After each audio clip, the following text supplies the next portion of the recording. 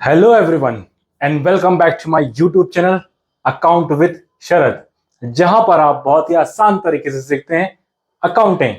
तो आज की हमारी जो वीडियो नंबर 18 होने वाली है वो प्रॉफिट शेयरिंग रेशियो का केस नंबर 3 है।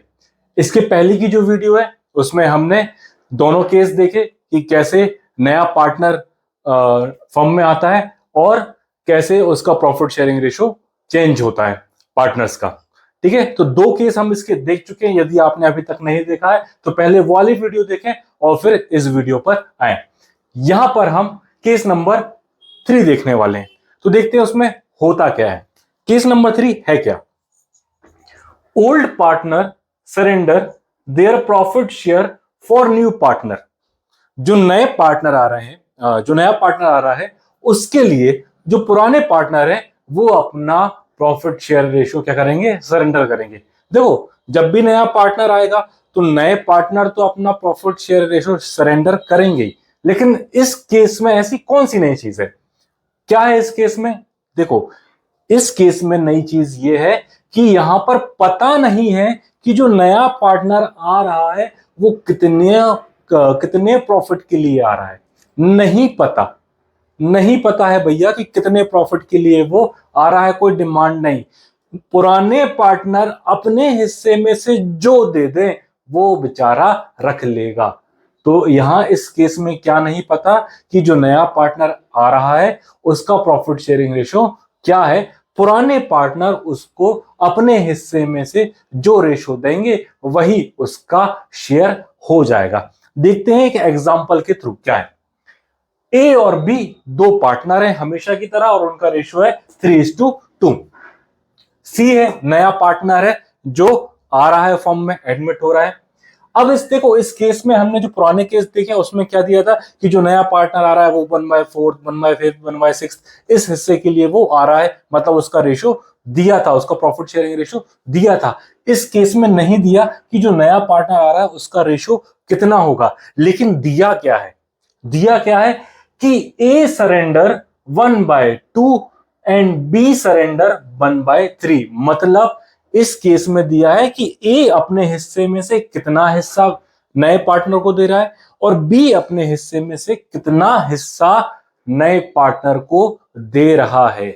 ठीक है, तो क्वेश्चन को पहचानेंगे कैसे, इस केस को पहचानेंगे कैसे? वहां पर लिखा क्या होगा? सरेंडर वर्ड लिखा होगा, तो समझ जाना कि केस नंबर 3 है भैया।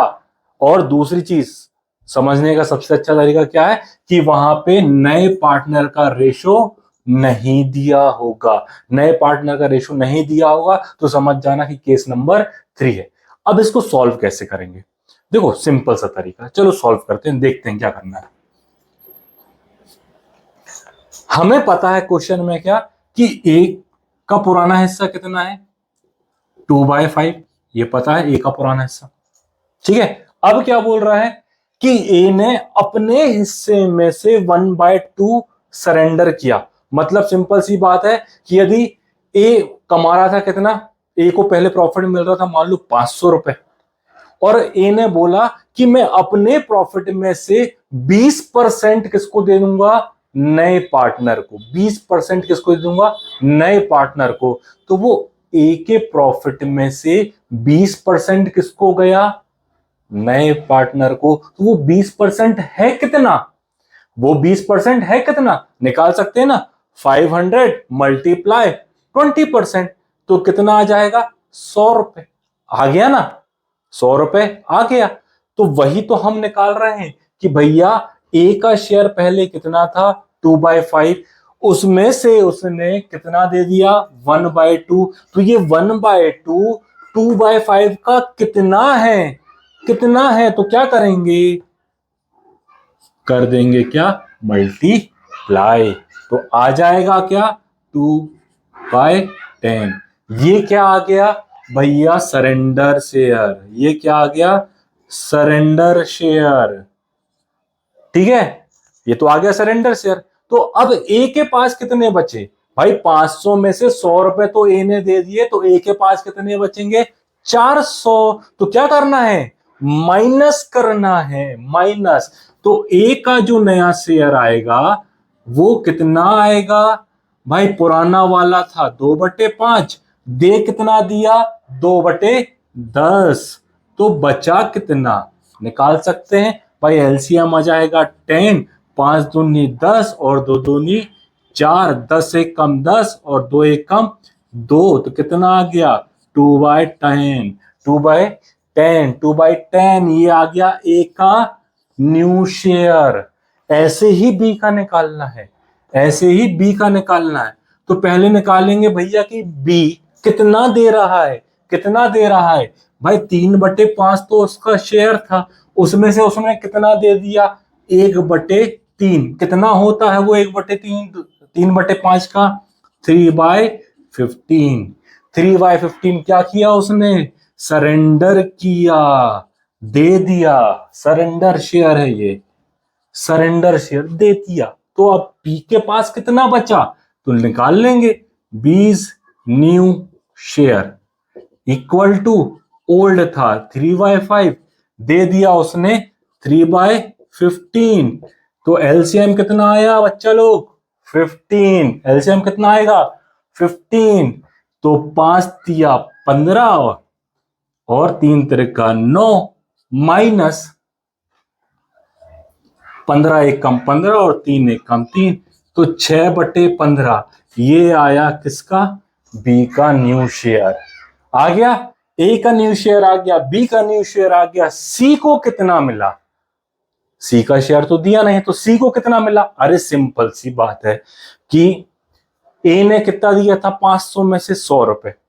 बी ने मान लो कि 30% दे दिया। बी भी 500 रुपए कमा रहा है और बी ने अपना 30% दे दिया। तो 500 का 30% कितना हुआ? 5 दिया 15, 150। तो 100 रुपए ए ने दिया, 150 बी ने दिया, टोटल कितने हो गए? 250। मतलब क्या करना है? जितना जितना सरेंडर किए दोनों को जोड़ दो तो सी का शेयर निकल जाएगा। तो यहां पर यदि मैं लिख दूं सीज शेयर, तो भैया ए ने कितना सरेंडर किया? 2/10 प्लस बी ने कितना सरेंडर किया? नहीं, हाँ, बी ने कितना सरेंडर किया? 3/15। तो दोनों को जोड़ दो तो कितना बचा? एलसीएम आ जाएगा कितना? एलसीएम आ जाएगा कितना?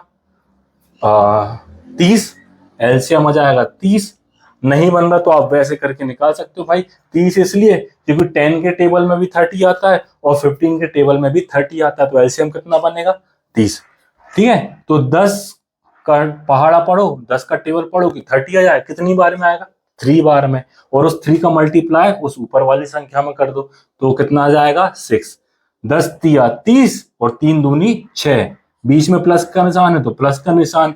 15 का टेबल इतनी बार पढ़ो कि 30 आ जाए, तो कितनी बार आएगा? 2 टाइम में।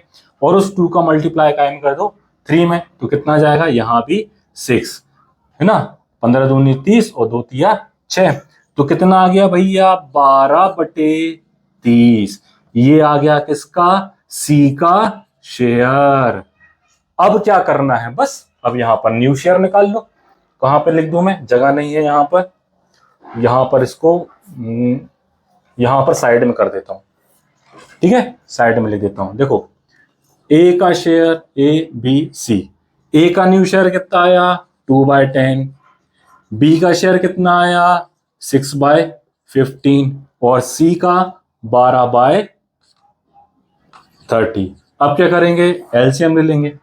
एलसीएम कितना आएगा? बड़ी संख्या कौन सी है इसमें से?